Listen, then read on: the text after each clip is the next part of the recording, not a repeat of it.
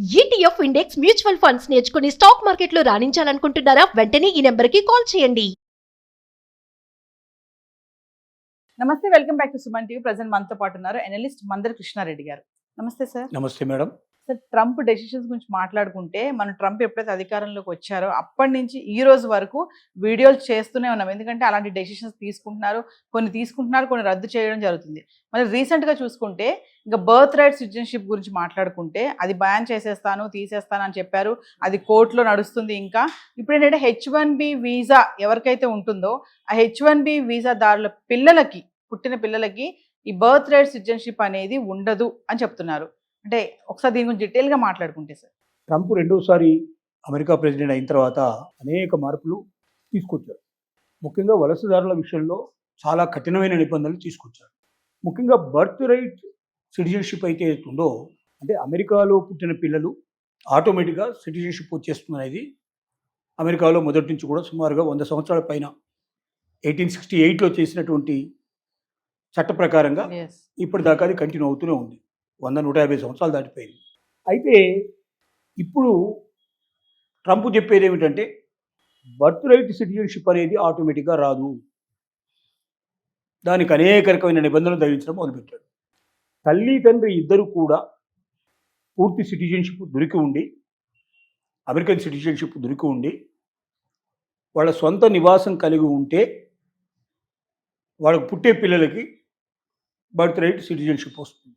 అలా కాకుండా దాంట్లో భర్త కానీ భార్య కానీ పర్మనెంట్ సిటిజన్షిప్ లేకుండా ఒక్కరికే పర్మనెంట్ సిటిజన్షిప్ ఇంకొకరికి లేకపోతే కూడా బర్త్ రైట్ సిటిజన్షిప్ రాదు. అలాగే ఇంకా కొన్ని కఠినమైన నిబంధనలు దాంట్లో చేర్చడం జరిగింది.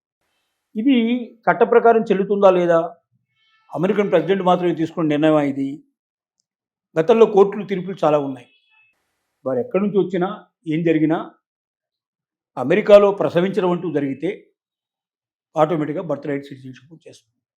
దీన్ని కొంచెం అడ్వాంటేజ్గా తీసుకొని చాలా ఆఫ్రికన్ కంట్రీస్కి ఇట్లా అక్కడ నుంచి చాలామంది క్యాపబిలిటీ ఉండేవాళ్ళంతా వచ్చేసి ఇక్కడ పిల్లల్ని కరి సిటిజన్షిప్ తీసుకొని పిల్లాడికి వాళ్ళు ఈ దేశం నుంచి వెళ్ళిపోయారు. 15 ఏళ్ళు 20 ఏళ్ళు అయిన తర్వాత పిల్లాడు పెరిగిన తర్వాత అక్కడ పెంచేసుకొని వాడిని అమెరికాలో ఉద్యోగం కోసం ఇక్కడ తీసుకొచ్చి వీడు పర్మనెంట్ సిటిజన్షిప్ ఇక్కడ ఉంది కాబట్టి వీడికి ఉద్యోగం ఇక్కడ ఇవ్వాలని ఫైట్ చేయడం ప్రారంభించారు. ఇలా అడ్వాంటేజ్ తీసుకున్న వాళ్ళు చాలా లక్షల మీద ఉన్నారు. కాబట్టి ఇలాంటి బర్త్ రైట్ సిటిజన్షిప్ పేరుతోటి ఇతర దేశాల నుంచి చాలామంది హాస్పిటల్ టూరిజం అని చెప్పి హాస్పిటల్స్కు రావడం, మాకు అక్కడ సరైన సౌకర్యాలు లేవు మా దేశంలో, అమెరికాలో అయితే బాగా సౌకర్యాలు ఉన్నాయి, ఇక్కడ మంచి హాస్పిటల్స్ ఉన్నాయి, మా బిడ్డను ఇక్కడే ప్రసవిస్తామని చెప్పి వాడు ఇక్కడికి వచ్చి బిడ్డను ప్రసవించి బర్త్ రైట్ సిటిజన్షిప్ తీసుకుంటున్నారు ఆ పేరుతోటి. దీనివల్ల ఏమవుతుందంటే ఆ పిల్లాడు ఇక్కడ పెరగడు, పెద్దాడవడు, ఇక్కడ చదువుకోడు, డైరెక్ట్గా వాడు ఇక్కడ ఉద్యోగం కోసం ఇక్కడికి వచ్చేస్తున్నాడు. లేదా ఏదో ఒక చదువు ఫైనల్గా పోస్ట్ గ్రాడ్యుయేషన్ ఏదో చేసుకొని ఉద్యోగంలో ప్రవేశించాలి, ఈ సిటిజన్షిప్ ఉపయోగించుకోవాలి, అప్పుడు తల్లిదండ్రులు ఇక్కడికి చేరాలి, ఓన్లీ సిటిజన్షిప్ కోసమే. అంతే. ఆ మాయలో పడి, అంటే ఆ రకమైనట్టు పద్ధతిలో దాన్ని ఆసరాగా చేసుకొని సిటిజన్షిప్ తీసుకుంటున్నారు అమెరికాలో. దీన్ని ఆపేయాలి అనేది ఒకటి. రెండోది H1B వీసా అనేది టెంపరరీ వీసా. అంటే ఆ ఉద్యోగం ఎంతకాలం ఉంటుందో అంతకాలం మాత్రమే ఆ వీసా ఉంటుంది. ఒకసారి ఉద్యోగం తీసేస్తే ఆటోమేటిక్గా వీసా పోతుంది, లేదంటే వాళ్ళు రిజైన్ చేసినా ఆటోమేటిక్గా పోతుంది. కాబట్టి H1B వీసా ఉండేటువంటి తల్లిదండ్రులు బిడ్డల్ని కానీ వాళ్ళు బర్త్ రైట్ సిటిజన్షిప్ క్లెయిమ్ చేస్తున్నారు కాబట్టి ఆ అవకాశం ఇవ్వకూడదు. H1B వీసాదారులకి బర్త్ రైట్ సిటిజన్షిప్ ఇవ్వకూడదు అనేది ఇట్లా కొన్ని క్లాజెస్ పెట్టి బర్త్ రైట్ సిటిజన్షిప్ ఆటోమేటిక్గా రాదు. ఇక్కడ వచ్చి బిడ్డని కన్నంత మాత్రాన వాళ్ళ బిడ్డలకి బర్త్ రైట్ సిటిజన్షిప్ ఇవ్వము. తల్లిదండ్రి ఇద్దరు ఇక్కడ పర్మనెంట్ సిటిజన్షిప్ తీసుకొని ఉంటే అమెరికాలో తల్లిదండ్రికి పుట్టినటువంటి బిడ్డలు మాత్రమే బర్త్ రైట్ సిటిజన్షిప్ పొందుతారు. అంటే అమెరికాలో పుడితే సిటిజన్షిప్ రాదు లేదు అనేది ఇప్పుడు కొత్తగా ట్రంప్ తీసుకొచ్చిన చట్టం, అంటే ట్రంప్ చేసినటువంటి శాసనం ఇది. ఈ శాసనం చట్ట ప్రకారం నిలబడడం చాలా కష్టం. ఆల్రెడీ సుప్రీంకోర్టు 150 సంవత్సరాల క్రితమే జడ్జిమెంట్ ఇచ్చింది.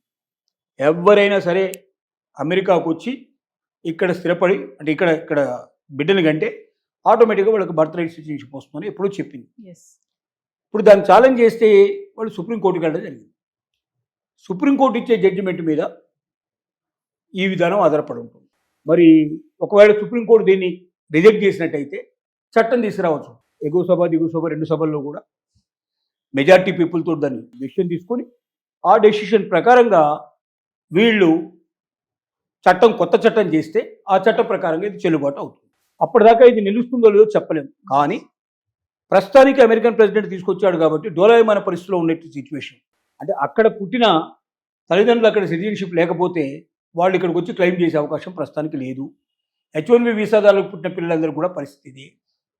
దాదాపుగా 58 లక్షల మంది ఇట్లాంటి వాళ్ళు ఉన్నారు దాదాపుగా. మన వాళ్ళే ఎక్కువ ఉన్నారు. దాంట్లో 30% మన వాళ్ళే ఉన్నారు, ఇండియన్సే ఉన్నారు. వీళ్ళందరూ ఒకవేళ సిటిజన్స్ కాలేవు అని చెప్పి డిక్లేర్ చేస్తే వాళ్ళకి అక్కడ ఉద్యోగాలు ఉండవు. వాళ్ళు అక్కడ నుంచి తిరిగి ఇండియాకు రావాల్సిన పరిస్థితి ఏర్పడుతుంది. ఒక భారతదేశం కూడా మిగతా దేశాలకన్నిటి కూడా ఈ ప్రాబ్లం వచ్చే అవకాశం ఉంది. ఎస్. గందరగోళమైన పరిస్థితి. ట్రంప్ రెండవసారి రావడం ప్రారంభించినప్పటి నుంచి ప్రతిరోజు ఏ నిర్ణయం తీసుకుంటాడో, ఏం కాబోతుందో భవిష్యత్తు తెలియని పరిస్థితిలో, డోలాయమైన పరిస్థితిలో ఉన్నారు. ఎస్. ఇంత మెంటల్ టెన్షన్స్తో అక్కడ బతకడం చాలా కష్టంతో కూడుకున్న పని. కాబట్టి చాలామంది వీలైనంత అవకాశం ఉన్న వాళ్ళంతా వదులుకొని వచ్చేందుకు సిద్ధపడుతున్నారు. కానీ ఇక్కడికి వస్తే పరిస్థితి బాగుండదు, అక్కడున్న పరిస్థితి ఎంతో కొంత నయం అనుకున్న వాళ్ళు ఆ ఇబ్బందులన్నీ తట్టుకొని నిలబడడానికి ప్రయత్నం చేస్తూ ఉన్నారు. ఏది ఏమైనప్పటికీ ఆ జడ్జిమెంట్ ఒక దేశం యొక్క నిర్ణయం, దాన్ని మనం కాదనడానికి లేదు.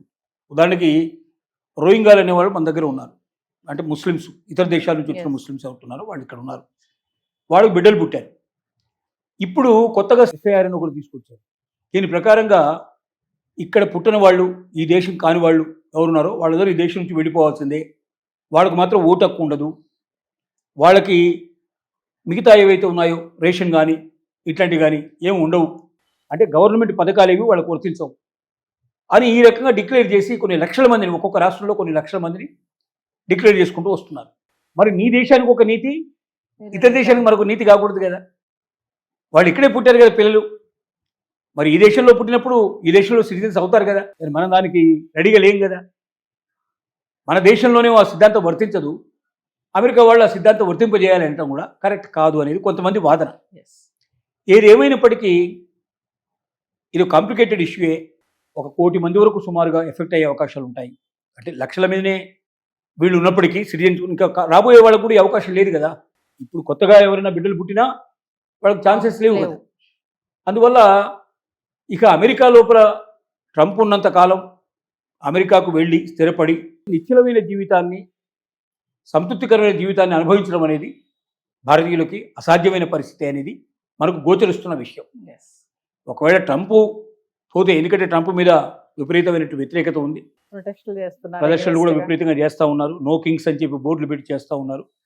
ఇవన్నీ ఒకవేళ ట్రంప్ మీద పనిచేసి, అయినా ట్రంప్ మొండివాడని అందరికీ తెలుసు. సో కాబట్టి ఎంతవరకు ఇది వీలవుతుందో తెలియదు. ట్రంప్ ఒకవేళ మారితే, కొత్తగా వచ్చేవాడు ట్రంప్ శిష్యుడు కాకుండా ఉంటే, పాత విధానాలకి మళ్ళీ తిరిగి ప్రాణం పోస్తే అప్పుడు ఇండియన్సు అక్కడికి వెళ్ళడానికి, స్థిరపడడానికి, ఒక సంతృప్తికరమైన జీవితం గడపడానికి అవకాశం ఉంటుందని మనకు అనిపిస్తోంది. Thank you sir.